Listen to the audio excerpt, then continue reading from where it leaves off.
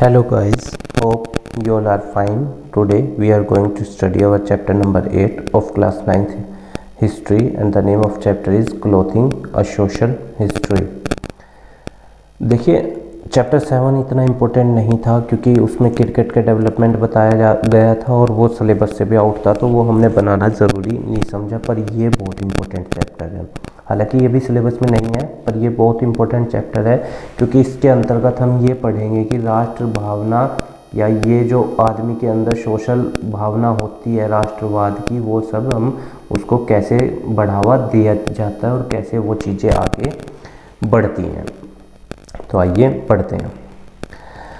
The emergence of modern world is marked by dramatic change in clothing. We will focus on shape histories of clothing in the modern period of 19th centuries and the 20th century। इसके अंदर हमें ये पढ़ना है कि 19वीं सदी और 10वीं सदी में कपड़े पहनने के तरीके में क्या क्या चेंजेस आए और कैसे चीज़ें बदलती चली गईं। Why these two centuries are important। हमें इसके अंदर ये 2 सेंचुरीज ही क्यों पढ़नी है, क्यों ये हमारे लिए ज़्यादा महत्व इम्पोर्टेंट रखती हैं, वो हम इसके अंदर पढ़ने जा रहे हैं। Before the age of democratic revolution and the development of the capitalist का मतलब होता है क्या, जिसमें सारे जो रिसोर्सेज होते हैं वो प्राइवेट सेक्टर के द्वारा होल्ड होते हैं। In the 18th century most of the people dressed according to their regional codes and were limited by the type of clothes and the cost of material that was available in the reason.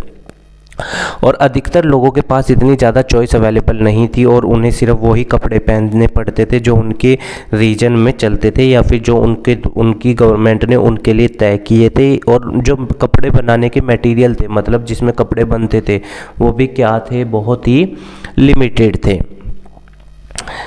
After the 20th century, the colonization most of the world by Europe, the spread of democratic ideals and the growth of an industrial society changed the way in which people thought about dress and their meaning। और 20वीं शताब्दी तक आते आते लोगों का नज़रिया बदल गया कपड़े पहनने के प्रति या फिर चीज़ों के प्रति उनका पॉजिटिव वे आने लगा। मतलब कहने का है कि पहले जो उनके पास लिमिटेड संसाधन होते थे, लोगों ने उसको क्या किया, एक्सपेंड करना शुरू किया। Sumptuary laws and social hierarchy। In medieval Europe, dress code were imposed upon members of different layers of the society। different layer का मतलब समझ रहे हैं आप, सोसाइटी जैसे एक अपर कास्ट, एक लोअर कास्ट, इस तरह से चीज़ें। तो हर किसी के कपड़े क्या थे मेडिवल यूरोप में, तय थे कि कौन किस तरह के कपड़े पहनेगा, किसका क्या स्टेटस होगा समाज के अंदर, वो सब प्री डिसाइडेड था।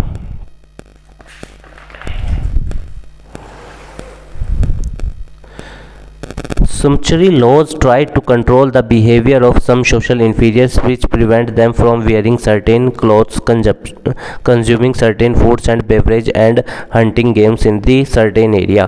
Sumptuary's laws के तहत क्या होता था कि एक पर्टिकुलर कम्युनिटी सोसाइटी की दूसरी के ऊपर डोमिनेट करती थी, उसको अलाउड नहीं करती थी कि आप ये नहीं कर सकते, आप वो नहीं कर सकते। या फिर जो भी सोसाइटी के अंदर बड़ा वर्ग था, मतलब बड़ा समाज, बड़ी कम्युनिटी थी या जिसका सोशल स्टेटस बड़ा था, वो और जिसका छोटा सोशल स्टेटस था, जिसका छोटा सोशल स्टेटस था, वो लोग उन चीज़ों को नहीं कर सकते थे जो बड़े लोग करते थे। कहने का मतलब है कि जहाँ पे अपर कास्ट वाले रहते थे, खाते थे या घूमने फिरने जाते थे या जो भी चीज़ वो करते थे, वो किसी और कम्युनिटी को अलाउड, मतलब जो उनसे डिप्राइव्ड थी या उनसे जो अनसुपीरियर थी, उनको नहीं लागू थी वो चीज़ें करना। In medieval France items of clothing a person could purchase a year.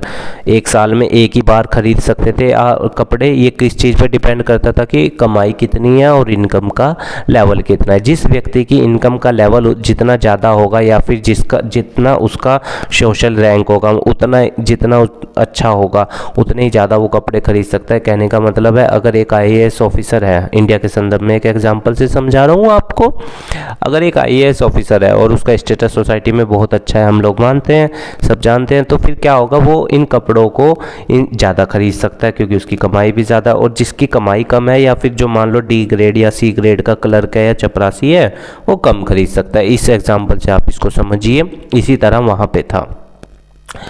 पर जब फ्रेंच रिवॉल्यूशन हुआ 1789 में, उसने इन सब चीज़ों को क्या कर दिया, लोगों के बीच में ख़त्म कर दिया। The colour of frame blue, white and red become popular, और ये तीन कलर बहुत ज़्यादा पॉपुलर थे as a sign of patriotic citizen. जो मतलब पैट्रियोटिक सिटीजन वो होता है जो जिसमें मेल डोमिनेंसी करती है सोसाइटी के अंदर। Other political symbols to become a part of dress, the red cap for liberty, जो रेड कैप पहनते थे वो आज़ादी को रिप्रेजेंट करते थे। Long trouser and revolutionary cockade of head, इस तरह के कपड़े बनाए गए जिससे लोग अपनी भावनाओं को, नेशनलिज्म की भावनाओं को क्या करते थे, व्यक्त करते थे। Clothing and notions of beauty, style of clothing emphasise difference in man and women, इससे फर्क पता चलता था कि भाई कौन मैन है कौन वुमेन है, क्योंकि सबके अलग अलग तरीके थे पहनने के। Women in Victorian England were groomed from childhood to be dutiful, जो इंग्लैंड के अंदर औरतों को बचपन से, मतलब लड़कियों को बचपन से ही क्या सिखाया जाता था कि आपको ड्यूटीफुल बनना है, आपको डोसाइल बनना है, मतलब कि अट्रैक्टिव बनना है। और जो मैन थे उनको क्या सिखाया जाता था बचपन से कि you are aggressive, serious and very strong, तुम्हें स्ट्रॉन्ग बनना है, गुस्से वाला बनना है और बहुत ज़्यादा सीरियस बनना है। और एक अच्छी औरत वही है जो पेन सहे, ऐसा उसके अंदर था इंग्लैंड के अंदर। The ideal woman could bear pain from childhood, बचपन से ही girls were tightly faced up and dressed in a stay, और बचपन से ही लड़कियों को किस तरह के कपड़े पहनने होते थे, बहुत ज़्यादा टाइट या इस तरह के जो बिल्कुल बॉडी से चिपके हुए हों, इस तरह के कपड़े उनको पहनने होते थे वहाँ पे। Tightly laced small waisted women were admired as attractive, elegant and graceful, और इनको क्या माना जाता था कि ये अट्रैक्टिव है, ये ग्रेसफुल है, और ये सब चीज़ें उनके प्रति क्या थी, बहुत ज़्यादा मान्यता मानी जा रही थी। हाउ डिड वुमेन, अब वुमेन्स कैसे रिएक्ट करती थी इस चीज को, वो अब हमें जानना है। Many womens believed in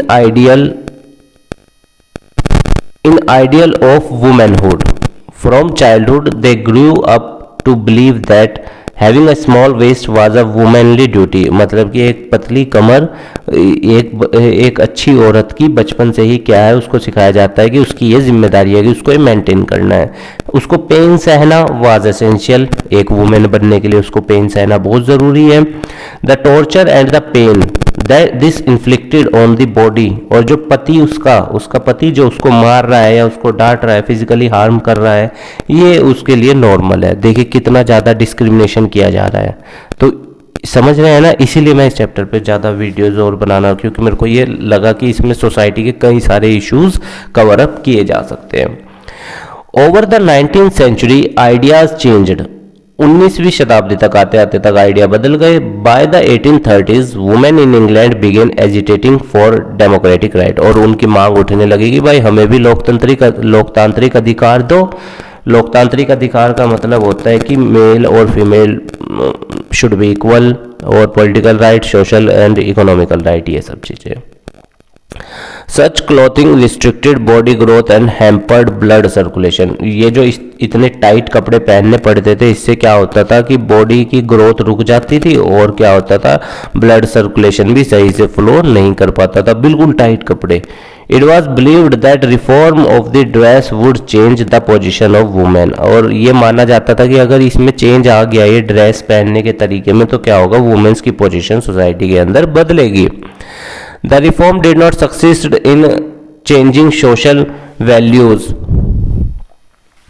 faced ridiculous and hostility. It was argued that women will lose their feminism, beauty and grace. और कुछ ये कहते थे कि भाई अगर इस तरह से हुआ तो लोग अपना औरतें अपनी इस सोसाइटी में ब्यूटी, ग्रेस और नारीवाद जो होता है ना, औरतों के हक की बात, उसको क्या करेंगी, वो खो देंगी। Changes was clearly in the air. By the end of 19th, ideal of beauty and style of clothing were transformed under a variety of pressure. People began accepting the ideas of reformers as new value. और इस तरह के जो नए changes आने लग रहे थे उनको लोगों ने एक्सेप्ट किया कि ये मॉडर्न वर्ल्ड की ज़रूरत है और ये आज के दौर में बहुत ज़्यादा इम्पोर्टेंट है। come with the new values. New times, नया समय. Many changes were made possible due to introduction of new material. और ये जो कपड़ों में चेंजेस आया ये इसलिए आ गया था क्योंकि नए नए तरह के मटेरियल से टेक्नोलॉजिकल डेवलपमेंट हो रहे थे. मटेरियल मतलब कपड़े बनाने के. Other changes because of 2 world war. पहला world war 1914 to 1918, second world war 1939 to 1945. Remember this. New material सब क्या थे? Before 17th century clothes made up of flax, linen और wool were possessed by women which were difficult to clean. और इसको साफ करने में भी बहुत ज़्यादा समस्या आती थी. After 1600 trade with India brought cheap, beautiful and easy maintain Indian chintzes for European. और इंडिया से जब अच्छा और सस्ता माल जाने लगा तो उसका क्या हुआ, इंडियंस की भी क्या बनी, थोड़ी सी यूरोपियन बाजार में इमेज बनी. हैवी रिस्ट्रिक्टिव अंडर क्लॉथ्स वर डिसग्रेडेड. ये जो पहले इतने ज़्यादा हैवी कपड़े पहनने पड़ते थे क्योंकि लिनिन के और वूल के कपड़े तो भारी होते हैं. गोट लाइटर, सिंपलियर एंड शॉर्टर. अब वो जब इंडियन माल वहाँ पे जाने लगा तो क्या होंगे, वो कपड़े मतलब कम वजन के हो गए, अच्छे हो गए क्वालिटी में. ये सब हैंडीक्राफ्ट में तो आप जानते ही हैं ना, हम दुनिया में फेमस थे. खादी हमारा, या फिर आप वो सब चीज़ें जो हमारे इंडियंस अपने कॉटेज इंडस्ट्रीज चलती थी भारत के अंदर, उसकी आज भी पूरी दुनिया में डिमांड है. The war. Change in women's clothing came about a result of 2 world war. 2 world war का नतीजा निकला कि औरतों के कपड़ों में क्या हुई, चेंजेस हुई पहनने के स्टाइल में. Many European women stopped wearing jewellery. बहुत सी यूरोपियन महिलाओं ने क्या करा कि उन्होंने ज्वेलरी पहनना बंद कर दिया, लग्जेरियस क्लॉथ इन सबको पहनना बंद कर दिया. Women mixed up upper class, lower class and social barriers and began to dress in similar way. पहले तो हमने पढ़ा था ना कि सब अलग अलग ड्रेस तय थी, पर अब क्या था कि भाई सब बराबर है और सब के सब क्या करेंगे, मतलब कि कोई भी जिसके मन में जो आता है वो पहन सकता है. तो सिमिलर दिखने लगी, जिससे क्या, देखो जब लोग सोसाइटी में सिमिलर बनेंगे मतलब इक्वालिटी प्रमोट करेंगे तो सोसाइटी का जो निचला तबका है वो भी सोसाइटी के डेवलपमेंट की मुख्य धारा में बराबरी का योगदान और बराबरी से वो भी डेवलप्ड हो पाएगा. By the 20th century, a plain style reflected seriousness and professionalism in dressing. एक प्रोफेशनलिज्म भी आ गया ड्रेसिंग में, जैसे कोट पैंट, वुमेन को पहनना पैंट शर्ट, ये सब चीज़ें भी बहुत ज़्यादा डेवलप्ड होने लगी. Transformation in colonial India. There were significant changes in male and female during colonial period due to बहुत सारे changes हैं इंडिया में. वेस्टर्न ड्रेस हमारे यहाँ फॉर्म में and missionaries activity due to the effort by Indian to fashion clothing style the embodied on an indigenous tradition and culture. India के अंदर भी, इंडिया भी कॉलोनी रहा है ब्रिटिशर्स की 200 साल, तो उसकी वजह से हमारे यहाँ ट्रेडिशनल प्रैक्टिसेस, जो कपड़े पहनने के तरीके या कपड़े पहनने के जो वेज होते थे उसमें भी क्या हुए, चेंजेस हुए. पहले आपने देखा होगा ना, धोती कुर्ता और खादी चलता था, पर आज हम सब जीन्स पहनते हैं, ये सब चीज़ें. Many people incorporated some element of western style clothing in their dress. बहुत से लोगों ने तो इस चीज़ को अपनाया कि भाई अपने पहनने के तरीके में उन्होंने वेस्टर्न स्टाइल लाए. Some people were convinced that western culture would lead to a loss of traditional cultural identity. कुछ ये मानते थे कि अगर हम इन वेस्टर्न कल्चर को अपनाएंगे तो जो हमारी सांस्कृतिक कल्चरल एक्टिविटीज़ है वो क्या होंगी, कल्चरल आइडेंटिटी है, पहचान है, वो ख़त्म हो जाएगी अगर हम इस तरह के कपड़ों को पहनेंगे. Some men resolved this dilemma by wearing western clothes. और कुछ व्यक्तियों ने क्या किया, कुछ पुरुषों ने इसको पहनना शुरू कर दिया कि भाई ये सब कुछ नहीं है, ये मॉडर्न वर्ल्ड की डिमांड है और हमें ये पहनना चाहिए. उन्होंने ये पॉइंट रखा अपना. The difference between outer and inner world is still observed by some men even today. आज भी आप देख सकते हैं कुछ लोग इंडिया के अंदर आज भी धोती कुर्ता या जो उनके ट्रेडिशनल कपड़े थे वही पहनते हैं, वो वेस्टर्न या मॉडर्न कल्चर को नहीं अपनाते. और ये सोसाइटी में एग्जिस्ट करती हैं चीज़ें. कई बार जब हमारी इमोशंस जुड़ जाते हैं हमारे कल्चर से या हमारे रिलीजन से या अपनी कंट्री से ही, तो आदमी फिर जो मॉडर्नाइजेशन के चेंजेस होता है उनको अवॉइड करता है. क्यों? क्योंकि उसका लगाव अपने देश से या अपनी उन चीज़ों से जो उसकी सांस्कृतिक है, जो उसको विरासत में मिली है, उससे वो बढ़ जाता है. Caste conflict and dress change. India had its own strict social codes. Of food and dress. हमारे यहाँ भी ऐसे ही होता था पहले कि भाई बड़े लोग ये खाएंगे, जो ब्राह्मण है, या उस तरह से चीजें बटी हुई थी। मैं सब कास्ट सिस्टम के अंदर नहीं जा रहा हूँ, बस ऊपर ऊपर से मैं आप लोगों को बता रहा हूँ। The caste system defines what subordinate, ये कास्ट सिस्टम भारत का डिफाइन करता है कि जो सबऑर्डिनेट है and dominant caste Hindu should wear etc.. जो बड़े कास्ट वाले हैं वो क्या पहनेंगे, क्या खाएंगे, या छोटी कास्ट वाले क्या पहनेंगे, क्या खाएंगे। हालांकि भारत का संविधान का आर्टिकल 15 इस बात को एबोलिश करता है कि no person can be discriminated on the basis of race, caste, gender and sex. किसी के साथ भी भेदभाव नहीं होगा। आर्टिकल 17 एबोलिशन ऑफ अनटचेबिलिटी, ठीक है ना। Article 21 right to life and personal liberty. तो वो सब हमारे अपने हित अधिकार हमारे संविधान में देता है। The Shanars in princely state of Travancore were considered as subordinates caste. इनको क्या कहा जाता था, सबऑर्डिनेट कास्ट इन शनर्स को, एंड वर जनरली प्रोहिबिटेड, और इनको अम्ब्रेला यूज करने से क्या किया गया था, प्रोहिबिट, कि ये छाता यूज नहीं कर सकते।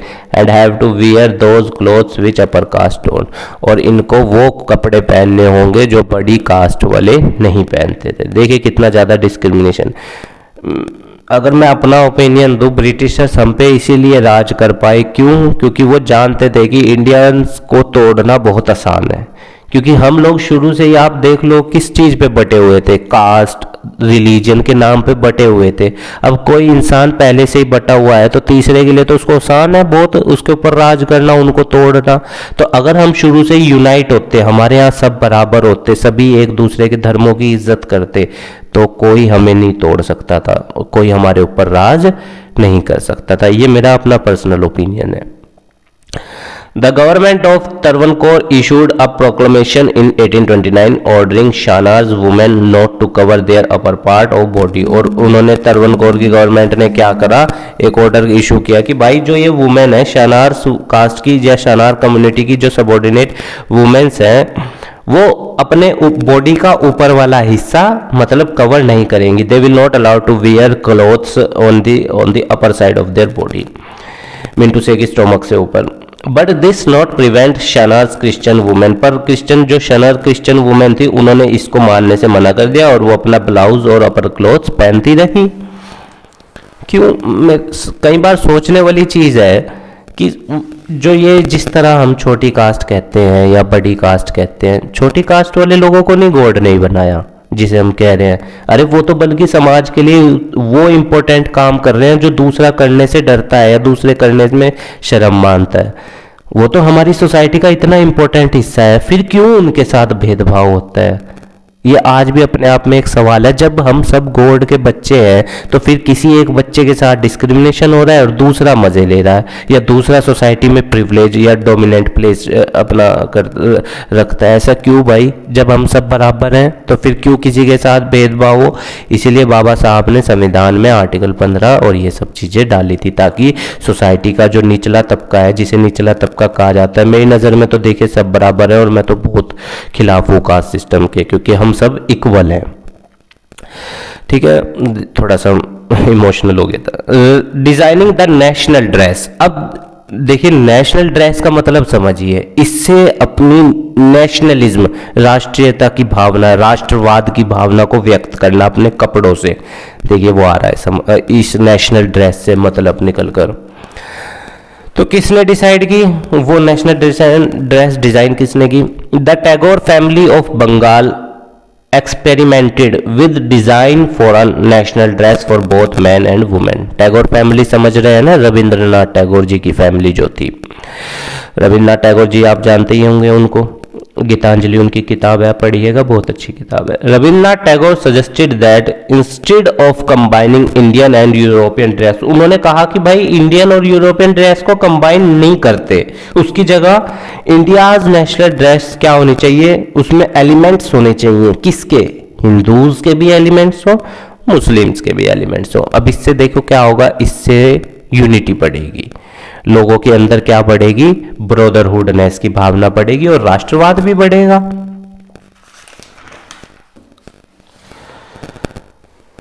The chapkans a long button coat was consider most, और मेंस के लिए क्या किया, और आपने पहले देखा होगा फिल्मों में भी, अगर आपने देखा हो मेंस के लिए एक बड़ा सा कोट होता है, कोट पहन के रखते हैं अपने घुटनों तक और उसमें बटन लगे हुए होते हैं बहुत सारे, उसको चपकंस बोला जाता है। ये क्या लिखा, इंदिरा होना चाहिए, Jnanadanandini Devi wife of Satyendra Nath Tagore return from, वो कहाँ से वापस आई, बॉम्बे से, कैलकाटा आई, and adopted Parsi style of wearing the sari, और उन्होंने कौन सा तरीका अपनाया, पारसी स्टाइल साड़ी पहनने का। प्रिंटेड टू लेफ्ट शोल्डर, बाएं कंधे पे प्रिंटेड, उस साड़ी पे प्रिंटेड होता था, विद अ ब्रोच, और एक ब्रोच लगा लिया, पिन टाइप होता है ब्रोच, देखा आपने, worn with blouse and shoes के साथ ही वो पहनने लगे। This came to be known as Brahmika sari, और इसको क्या बोला जाता था, ब्राह्मी का साड़ी। आप बुक में देखिएगा, ये फोटो आपको जरूर मिलेगा। द स्वदेशी मूवमेंट, अब आती है बात स्वदेशी। देखिए स्वदेशी शब्द से भी राष्ट्रवाद झलक रहा है। स्वदेशी मतलब नेशनलिज्म, अपना देश, मेरा मुल्क, यानी राष्ट्रवाद। Swadeshi movement started in Bengal in first decade of the 20th century, 1910 के आसपास, 1905 की, जब जनरल डायर ने ऑर्डर दे दिए थे उसको, जलियांवाला बाग, बंगाल विभाजन किया था जनरल डायर ने, तब ये हुआ था। I am on mistake. Lord Curzon ने जब 1905 में बंगाल विभाजन के, जनरल डायर तो 1919 जलियांवाला बाग के लिए जिम्मेदार थे।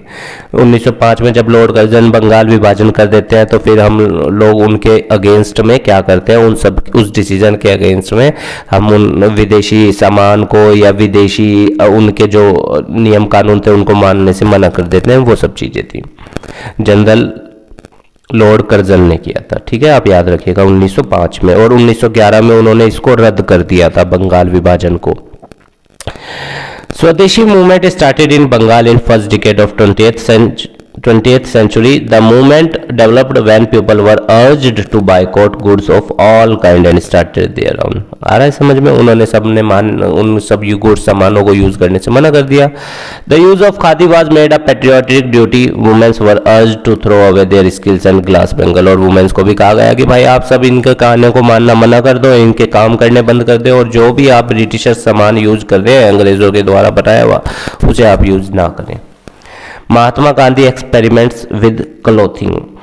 महात्मा Gandhi he used the symbol of clothing in most powerful way. उन्होंने इसका बहुत मतलब एक अच्छे रूप में यूज किया। We are familiar with an image of him wearing a short dhoti at the spinning wheel. आपने उनकी एक तस्वीर देखी होगी जिसमें उन्होंने एक शॉर्ट धोती पहन रखी है और वो चरखा चला रहे हैं। He also promoted the use of hand spoon in the order to promote the idea of स्वदेशी। और उन्होंने क्या कहा कि भाई अपने हाथों से खाना खाओ या फिर लकड़ी के बने हुए चम्मच से जो आपके देश में बने हैं उन चीज़ों का यूज़ करो।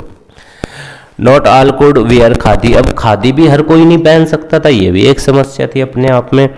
महात्मा गांधी ड्रीम वाज टू, हालांकि मैं नरेंद्र मोदी गवर्नमेंट का इस चीज़ में बहुत मानता हूँ, उन्होंने खादी को प्रमोट करने के लिए बहुत प्रोत्साहन दिया है। इसलिए खादी का व्यापार जब से मोदी गवर्नमेंट बनी है 400% बढ़ गया है, जो कॉटेज इंडस्ट्री या एम्प्लॉयमेंट जनरेशन या लोगों का स्टैंडर्ड ऑफ लिविंग राइज करने के लिए बहुत अच्छा है एक देश के लिए।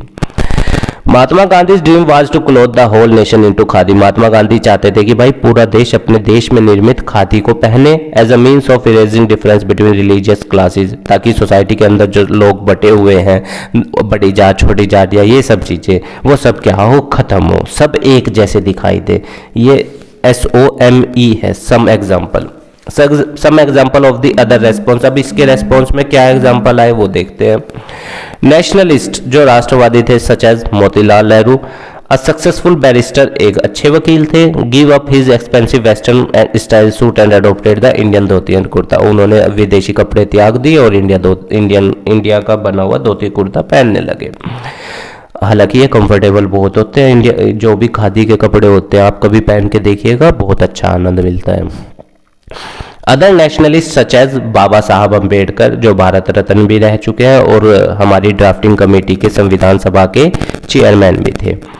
Never give up the western style suit, उन्होंने कभी नहीं त्यागा, इसलिए आप बाबा साहब की अधिकतर जो भी फोटोज होती हैं वो कोट पैंट या इस सब में होती हैं।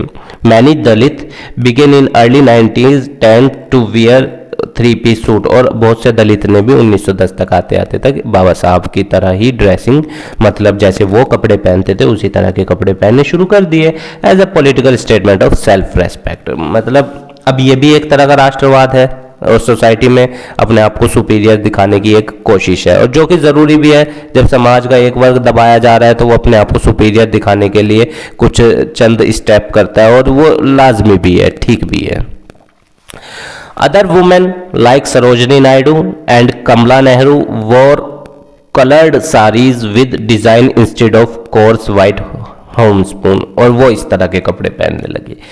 तो फाइनली अब हम आते हैं कंक्लूजन पे इस चैप्टर के। Changes in the style of clothing are linked up with the shift in cultural taste and notions of beauty, with change within the economy and society and with issue of the social and political life. देखिए, dressing से जब society equal dress पहनने लगती है, मतलब mean to say कि सब same से तरह के कपड़े पहनने लगते हैं, तो सोसाइटी के अंदर ब्रदरहुड और सोसाइटी के अंदर जो भी लोगों के बीच में मतभेद हैं या बटे हुए हैं किसी भी बेस पे, वो सब क्या होने लगते हैं, कम होने लगते हैं, और एक एकता की भावना वहां से झलकने लगती है। ये तो था एक पहला पॉइंट।